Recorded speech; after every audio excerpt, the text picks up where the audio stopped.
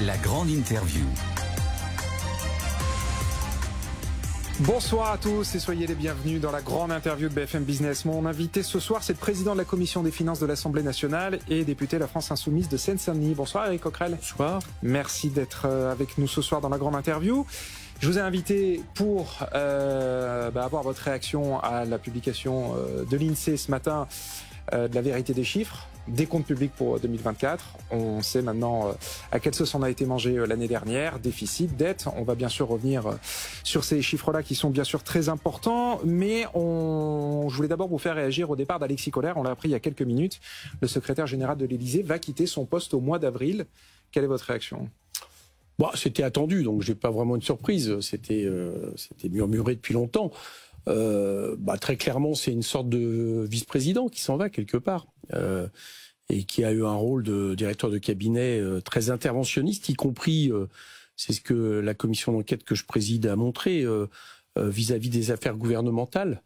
Je rappelle, commission d'enquête sur le dérapage des comptes publics. Voilà. Donc on voit qu'il est intervenu souvent sur la politique budgétaire, qui normalement est la prérogative du gouvernement, responsable devant le Parlement. On sait qu'il a eu une place très importante et donc une grande responsabilité aussi dans la politique menée que je juge négative. Oui, non mais enfin ça c'est un secret pour personne. Effectivement, Alexis Kohler, c'est le numéro 2 de l'Élysée. Est-ce que du coup, avec son départ, vous considérez qu'il peut y avoir un changement de cap économique ? Non, aucun. D'ailleurs, celui qui le remplace, quelque part, est dans les clous depuis longtemps. Emmanuel Moulin. Voilà. C'est pas encore officiel, mais effectivement, c'est le nom qui est sur la table. Oui, c'est qui est un haut fonctionnaire et qui a servi les différents ministres de Monsieur Macron. Donc non, ça sera la même politique de l'offre et de la compétitivité qu'on subit depuis 2017. Donc je pense qu'il n'y aura aucune surprise. Je crois d'ailleurs qu'ils sont assez proches de Monsieur Kohler. Alors j'ai cru comprendre que Monsieur Kohler partirait peut-être vers une banque. Oui, tout à fait, la Société Générale en l'occurrence. Moi, je suis vraiment pas très adepte des questions de pantouflage et d'aller-retour entre le privé et le public. Surtout comme après vous. Ça vous poserait problème qu'Alexis Kohler aille rejoindre la Société Générale ? Je préfère très clairement qu'on soit dans la haute fonction publique. Je ne vois pas, contrairement à certains, l'avantage d'aller voir dans le privé. Surtout qu'en plus, en général, ces gens-là reviennent après dans le public avec un carnet d'adresses fait dans le privé. Mais ça, c'est annexe. Monsieur Kohler part et je pense qu'il est, je vous le dis, pleinement responsable de la politique économique menée dans ce pays depuis maintenant 2017. Alors je vous ai dit vice-président, on pourrait peut-être aussi dire vice-premier ministre quelque part. Donc c'est évidemment un pion important de la politique de Monsieur Macron qui s'en va. Et donc ce remplacement attendu par Emmanuel Moulin, là aussi un proche de la Macronie, je rappelle, ancien directeur de cabinet de Bruno Le Maire, ancien directeur de cabinet de Gabriel Attal, il a été patron du Trésor, c'est peut-être quelqu'un que vous avez un peu plus côtoyé. Je l'ai côtoyé, notamment il est venu à la commission d'enquête que je préside en ce moment, donc je le connais pas plus que ça. Ce que je constate simplement, c'est que, on en parlera peut-être tout à l'heure, mais vous savez qu'il y a la commission d'enquête, il y a différents débats pour juger des écarts de déficit de 2024, et notamment ceux qui en gros disent, c'est pas du tout la responsabilité des politiques n'est pas engagée, des gouvernements, c'est des problèmes de méthode technique, ce qui est pratique, mais on s'aperçoit que à la tête de ces administrations, finalement, c'est des gens qui sont très très politiques et très liés politiquement en termes de politique menée à leur ministre. Donc il n'y a pas comme là ça. Vous parlez d'Emmanuel Moulin en l'occurrence. Je parle d'Emmanuel Moulin, mais qui a eu un rôle important par rapport au patron du Trésor. Voilà, par rapport au service dont nous parlons. Donc en fait, il n'y a pas une déconnexion, c'est-à-dire que M. Moulin agit sur une politique qu'il partage, et de ce point de vue-là, je n'ai pas pour moi de dissociation entre les souhaits des ministres politiques et puis ceux qui, une partie de ceux en tout cas, parce que c'est pas vrai de tous les fonctionnaires et tous les administrateurs, loin de là. Moi, je le constate tous les jours dans ma commission des finances, mais ceux qui, comme lui, ont en réalité une place politique. Ouais. Alors, on va revenir évidemment sur ce sujet, sur votre commission d'enquête, mais d'abord, ce chiffre de l'INSEE, c'était la raison pour laquelle je vous ai invité ce soir. Finalement, l'INSEE nous dit, et les ministres l'avaient laissé sous-entendre la semaine dernière dans une audition au Sénat, c'est un petit peu moins catastrophique que prévu. On attendait 6%, finalement c'est 5,8% de déficit cette année, l'an dernier, 2024. Est-ce que pour vous, c'est le signe timide que les nouveaux patrons de Bercy reprennent un petit peu la main sur nos comptes ? Non, parce que là on parle de 2024. Oui.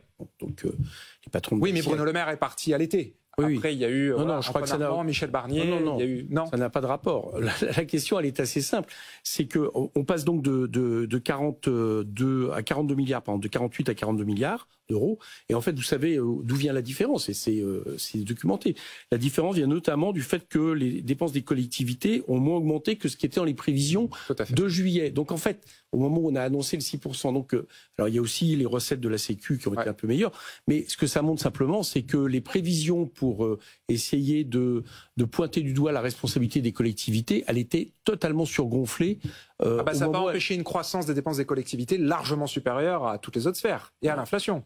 Non. Quasiment 5% de hausse des dépenses. Oui, mais alors en termes de fonctionnement, vous savez très bien que les collectivités ne peuvent pas faire de déficit, contrairement à l'État, vous savez, et que la plupart des augmentations en réalité de ces dépenses sont des dépenses contraintes. Par exemple, relative au point d'indice des fonctionnaires qui est décidé par l'État par rapport, par exemple, sur certaines choses qui ont été qu'ils ont à traiter mais qui n'est pas décidé par eux.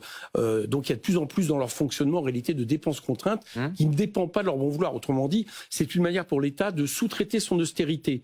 Voilà, c'est-à-dire qu'il prend des décisions pour les collectivités les appliquent, et évidemment, elles dépensent plus puisque ce qui a été prévu par l'État va dans ce sens. Et je vous ferai remarquer que la dette des collectivités, depuis 1995, elle est de 9%, elle n'a pas varié.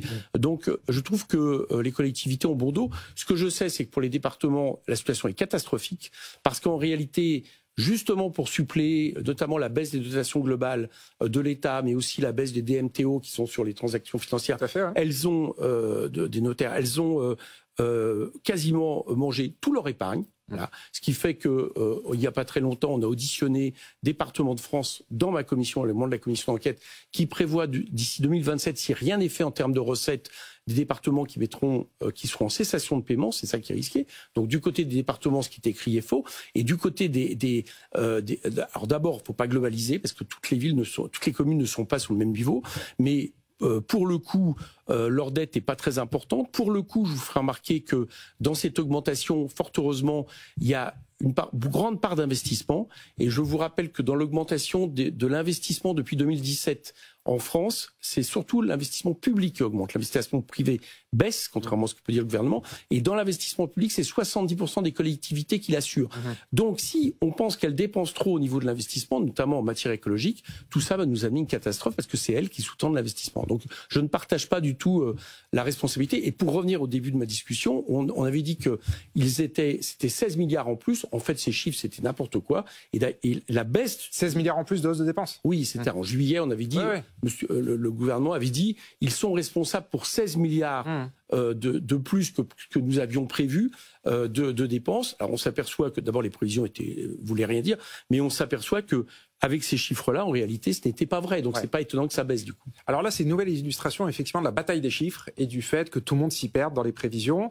Vous en parliez tout à l'heure, il y a une polémique assez forte qui vous oppose depuis quelques heures au rapporteur du budget Charles de Courson, au député macroniste aussi, en tout cas Ensemble pour la République, Mathieu Lefebvre là-dessus, puisqu'une commission d'enquête est en cours, enfin et même a fini ses travaux, bientôt rendre ses conclusions.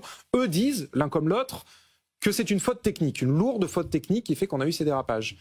Vous, visiblement, c'est pas votre point de vue. Votre point de vue, c'est que la responsabilité, elle est politique. Non, mais la polémique n'est pas là-dessus. La polémique n'est pas sur leur version des choses. Oui, vous leur reprochez d'avoir déjà commencé à parler avant. Et pour le co-rapporteur, normalement, c'est un problème parce que, figurez-vous, c'est pas des usages, c'est des règles qui fait qu'il y a une confidentialité totale et notamment un co-rapporteur s'y engage sur les éléments, notamment ce qui est élément de contenu de la commission, du rapport qui peut être fait, et puis aussi des propositions qui peuvent en découler. Voilà, donc c'est la polémique est là-dessus. Je pense qu'il fallait pas le faire, et j'ai bien compris que ça a été fait pour justement imposer une version avant que la commission décide de valider ou pas la commission d'enquête. Bon, donc sur le rapport, maintenant sur le tweet est explicite. Enfin, vous faites bien comprendre que vos conclusions, elles sont du fait que la responsabilité, elle est c'est-à-dire que mais en fait, en réalité, si vous voulez, depuis le début de la commission d'enquête, raison pour lesquelles d'ailleurs les députés macronistes l'ont prise parce qu'ils étaient un peu obligés de le faire, mais c'était pas vraiment de gaieté de cœur.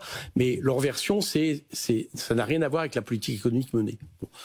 C'est technique, c'est des problèmes de prévision. De prévision, c'est le problème des fonctionnaires, etc. C'est pas la responsabilité des politiques, c'est ce qui permet de ne pas interroger justement la politique économique menée. Bon, c'est une version, mais c'est une seule version de la question. Il y en a d'autres. Il y a notamment le fait que, par exemple, des problématiques d'insincérité. C'est-à-dire que Bercy avait des chiffres et a fait voter des budgets qui ne correspondaient pas du tout aux chiffres qu'ils avaient.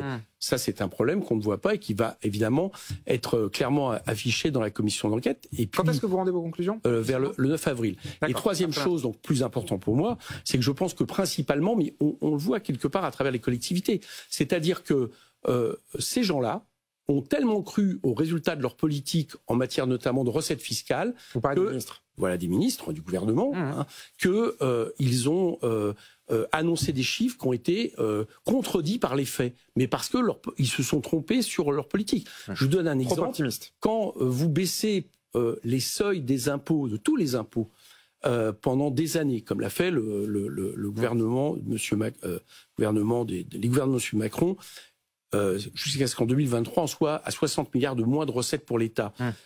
Et que l'année de 2022, c'est-à-dire celle du rebond du Covid, qui est évidemment une année où ça a produit beaucoup de recettes fiscales, puisque l'économie a redémarré. Vous dites, à partir de cette année 2022, notre politique économique marche, plus on baisse les impôts, plus il y a une rentrée d'impôts, vous êtes après dans la difficulté, quand on revient à des situations économiques plus classiques, pour justement prévoir ces impôts. Et le problème, évidemment, c'est la question de l'élasticité des impôts classiques, 2023-2024, il y a eu moins de recettes. Parce que quand vous baissez les seuils des impôts, il y a moins de recettes. Et alors, beaucoup de responsables disent que pour ne plus revivre ça, il faut confier plus de responsabilités de pouvoir au Conseil des finances publiques. C'est votre avis aussi? Je ne crois pas que ça résoudra la question. Qu'on donne plus de responsabilités au commissariat de finances publiques, moi, ça ne me pose pas de problème, notamment, par exemple, pour réagir j'allais dire, de corriger les choses. Mais je vous ferai remarquer que, et Pierre Moscovici l'a très bien dit, déjà en octobre dernier, il l'a redit en commission. Oui, il est beaucoup venu vous voir, Le commissariat des finances publiques avait jugé qu'il y avait un problème de crédibilité dans les annonces. Bon, ça n'a pas empêché que ces annonces sont faites. Mais après, c'est ce qu'il a dit dans votre commission. Il a dit, moi, je ne peux que parler. Donc, vous voyez bien que la solution, la question, c'est pas tant de savoir que de multiplier les thermomètres. C'est que si on a des gouvernements qui ne se soucient pas des thermomètres et qui continuent une politique qui est en train d'échouer à tout niveau en termes de déficit, qui était quand même l'objectif majeur de ces gouvernements, c'était de réduire les déficits. Le constat, c'est qu'ils ont échoué. Mais ils ont échoué aussi en manière de réindustrialisation, ils ont échoué en matière d'emploi, ils ont échoué en matière d'investissement en France. Donc, vous pouvez mettre tous les thermomètres que vous voulez, s'ils veulent continuer à maintenir leur politique, malgré d'ailleurs des défaites électorales, ça ne changera pas grand-chose. Au-delà de ça, moi je suis circonspect sur le fait de complètement externaliser, je crois que c'est la proposition de Mathieu Lefebvre, Bercy et donc l'administration, parce que je ne suis pas pour externaliser, mais ça renvoie aussi à un autre débat actuel avec le gouvernement, que M. Béou agite. Je ne suis pas pour externaliser les services de l'État de manière trop forte. Voilà. Et puis, si quelqu'un devait avoir aussi un peu plus de moyens, c'est peut-être l'Assemblée. Puisque l'Assemblée, je vous fais remarquer que nous contrôlons justement les budgets et que je serais assez pour qu'on ait plus de moyens, avec peu de moyens, y compris en termes de prévision. Ça, c'est vrai. Alors, la prévision maintenant pour cette année, après les 5,8 de l'an dernier, c'est 5,4. La marche est peut-être un peu moins rude à descendre. On va y arriver, vous pensez? Cet objectif, il est réaliste? Écoutez, le 5,4, pour l'atteindre, il faut 35 milliards d'économies en plus l'an prochain. C'est-à-dire une cure d'austérité encore plus importante que celle qu'on vient de subir. Cette année, 35 milliards. Non, parce que c'est pour 2025, il faut faire 5,4 cette année. Pour les tenir, il faut qu'on ait 35 milliards. Alors 5,4% bon, cette année. Bon, alors excusez-moi, je reviens sur... Vous êtes déjà à 2026. Vous avez raison, parce qu'on bosse aussi sur le budget. Je suis parti sur 2026, exactement, c'est pour ça que je dis. Écoutez, là non, ça va pas tenir. Moi, je ne crois pas. Pourquoi? Mais parce que déjà... ce gouvernement annonce le fait qu'il va y avoir a priori 5 milliards de moins de recettes, puisque la croissance sur laquelle ils avaient basé tous leurs travaux, une fois de plus, c'était une croissance complètement surestimée. On était à 0,9, la Banque de France pense 0,7. Donc ça va faire moins de recettes quand vous avez moins de croissance. Donc déjà, les 0,9, vous y croyez pas? On ne fera pas 0,9% de croissance cette année, non? Non, vous y croyez pas? L'INSEE, pour les 2 premiers trimestres, indique 0,3. Voilà. Donc, je pense que le chiffre de la Banque de France de 0,7 me semble plus près de la vérité. Et donc, c'est moins de recettes. Et d'ailleurs, la note du Trésor qui est sortie en décembre cet hiver l'indique très clairement. Elle indique 5 milliards de recettes en moins. Donc, déjà 5 milliards. Vous allez avoir, en réalité, en plus, la situation économique, notamment avec la politique menée par M. Trump, dont on ne connaît pas les résultats. Donc, je vous le dis à l'avance, je pense que le budget que nous avons voté va être révisé comme il a été révisé les autres années. Alors je ne sais pas s'ils vont le faire par un projet de loi de finances rectificative qui a au moins l'avantage d'interpeller le gouvernement et d'être plus démocratique, mais le désavantage pour eux, c'est qu'ils n'ont pas de majorité, ou s'ils vont essayer de passer. L'an dernier, il y a mais d'une manière ou d'une autre, vous verrez qu'ils vont rectifier leur budget, ce qui est évidemment un problème. Justement, pour corriger le budget un peu au fil de l'eau et en temps réel, ce qu'ont annoncé Éric Lombard et Amélie de Montchalin, c'est que dorénavant, ils allaient vous convoquer assez régulièrement pour faire le point. C'est ce qu'ils appellent un comité d'alerte sur les comptes publics. Ils sont trop la première réunion, ce sera le 10 avril. Est-ce que déjà vous saluez, enfin sur le principe, vous saluez cette initiative de Bercy? Non. Non, pourquoi? Mais parce que moi ils veulent faire un point régulier avec vous tous les 3 mois. Voilà, donc c'est bien, ils veulent faire pas avec nous. Ah bah vous êtes conviés, vous êtes conviés. On est conviés. Comme vous dites, les parlementaires, c'est-à-dire le Parlement qui est censé contrôler et voter sur le budget, fera partie d'une espèce d'aéropage assez important. On aura la Cour des comptes, on aura les collectivités territoriales, on aura la sécurité sociale, tout le monde dans une espèce de grand-messe. Vous imaginez bien que ça, c'est pas des réunions de travail. Ça, c'est des réunions où on va vous donner des informations, mais je ne vois pas où est le côté, j'allais dire, interactif et qui puisse réagir par rapport à ce qui est annoncé. Donc c'est pour ça que je vous dis, à mon avis, on est loin du compte de ce qu'il faudrait faire. Moi, je ne suis pas contre des réunions fréquentes, mais à ce moment-là, avec les parlementaires qui ont un rôle spécifique, qui est de voter le budget, même si on n'a plus le droit de le voter depuis 2 ans, puisque ça passe par 49.3. Et puis, peut-être aussi nous donner, au niveau de la commission des finances, moi je les réclame, par exemple les notes du Trésor, qui sont des notes qui commencent un peu à filtrer, tellement on pousse à les avoir, mais qui permettent des fois de corriger ils vont peut-être plus partager de choses avec vous. C'est l'objet de ces réunions. Peut-être que là, ils vont partager. Je ne suis pas sûr que ces informations-là vont être corrigées. Donc, pour résumer, cette réunion, ça me pose pas de problème, j'irai, etc. Vous irez. Mais je pense, oui, moi je suis président de la commission des finances, donc je suis républicain, je vais où quand Bercy me demande de venir, et l'inverse c'est vrai. Quand Bercy nous demandons qu'ils viennent, ils viennent. Et d'ailleurs, ils seront là le 15 avril en audition pour justement sur à la fois les conclusions de la commission d'enquête et puis... Le 15 avril Oui, le 15 avril. Parce que c'est aussi le jour de la conférence des finances publiques de François Bayrou. Ah bah écoutez, c'est très bien, mais le 15 avril, ils seront dans notre commission, et le 16 avril aussi, puisqu'il y a le programme de stabilité qui est présenté, qui va aussi fixer pour les années à venir les budgets. Voilà, donc on va beaucoup les voir.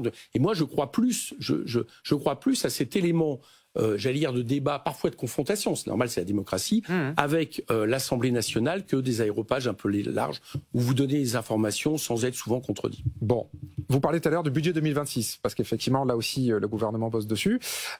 Sophie Primas, hier, a expliqué que la préparation de ce budget est un cauchemar. Est-ce qu'elle a trouvé le bon mot pour parler Je trouve que sa sincérité, c'est un cauchemar pour les citoyens, ça c'est clair. Pourquoi c'est un cauchemar? Parce qu'ils annoncent 35 milliards de plus. Enfin, de dépenses nouvelles, en moins. Nouvelles économies. Voilà.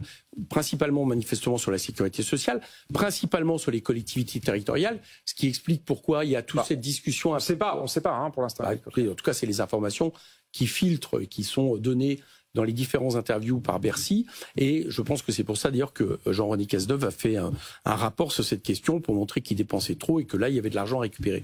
Bon, donc 35 milliards de moins, c'est absolument catastrophique. D'abord parce que en réalité, quand vous baissez les dépenses publiques, ça a un effet récessif, voilà, qui est clair sur l'économie. Donc c'est, j'allais dire, c'est contre-intuitif par rapport à ce qui serait nécessaire. Et en mais pardon, quand on a 5,8% de déficit, il faut bien faire des économies quelque part. Oui, non, il faut... Vous avez vu ce matin ce qu'a dit l'Espagne? Eux, ils sont à 2,8. J'ai pas de souci, je vous réponds. L'Italie, ils sont passés de 7,2 à 3,4. Et le Portugal, ça fait 3 ans qu'ils sont en excédent budgétaire. D'accord. Et vous savez d'où viennent principalement les déficits en France? Vous savez d'où ils viennent? Ça a même été dans la commission d'enquête, Gabriel Attal nous l'a...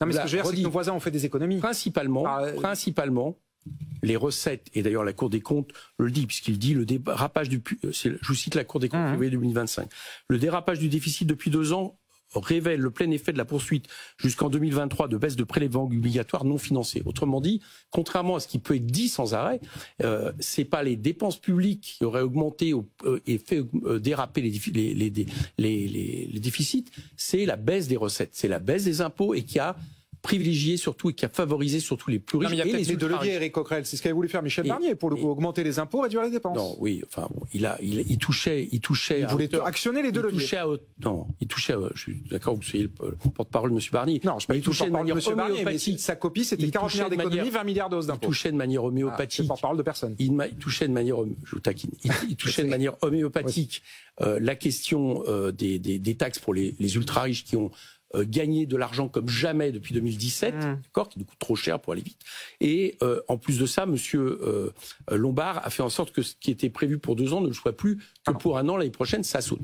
Donc je vous le répète, la question en France du déficit vient principalement du fait qu'on a abaissé de 60 milliards les moyens de l'État, que ces 60 milliards viennent surtout au service des plus riches, vraiment des ultra riches, mais à hauteur de plusieurs dizaines de milliards pour ceux-ci, et que si on veut réduire le déficit et en plus dégager des marges, par exemple pour la transition écologique, on veut le faire surtout pour les dépenses militaires, on va en parler, eh bien il faut faire en sorte que l'État je retrouve ses marges en matière de recettes principalement. Alors vous parlez de la défense, on s'est vu la semaine dernière, c'était pile il y a une semaine justement, un jeudi, au Grand Raoult organisé entre les investisseurs à la place de Paris et les industriels de la défense qui ont besoin de relancer leur activité pour faire en sorte que le pays se réarme. Est-ce que, et Sébastien Lecornu vous a dit, à vous et à toutes les personnes présentes, s'il y a bien un sujet qui doit faire consensus dans le pays, c'est celui-là. Ouais, il n'a pas dit ça. Il n'a pas dit ça. Il m'a cité. Il a dit s'il y a bien. Oui, voilà. Il m'a cité, mais il m'a cité sur la question du fait que la France ne soit dépendante de personne en matière d'armement. Bah, c'est vrai. Vous avez raison. Vous avez raison. Voilà. Je me précise parce que sinon on va. Non, mais derrière, ça veut dire qu'il faut qu'on se réarme. Il n'y a pas de souci. Sur cet aspect-là, il n'y a pas de souci. C'est-à-dire si l'idée, c'est que la France ne soit plus dépendante, notamment des États-Unis, pour sa force de dissuasion, ce qui est encore le cas, les catapultes sur le porte-avions et de technologie américaine. Bon. Donc, si c'est ça la question, oui. Et dans ces cas-là, il faut regarder. J'allais dire de manière ligne par ligne, ce qui est nécessaire. Bon, il faut regarder si la loi de programmation militaire, par exemple, qui a été adoptée, qui fait à peu près 3 milliards de plus d'augmentation militaire par an, est-ce que ça répond ou pas à ça? Bien. Mais le problème que ce qui nous est mis sur la table, ce n'est pas ça. C'est qu'on nous dit qu'on va augmenter les dépenses militaires. Alors vous remarquerez qu'entre les annonces et ce qui est pour l'instant sur le papier, on en est loin, heureusement d'ailleurs. C'est-à-dire que on nous a dit on va mettre 100 milliards en 2030, ce qui voudrait dire 10 milliards de plus que la loi de programmation militaire par an.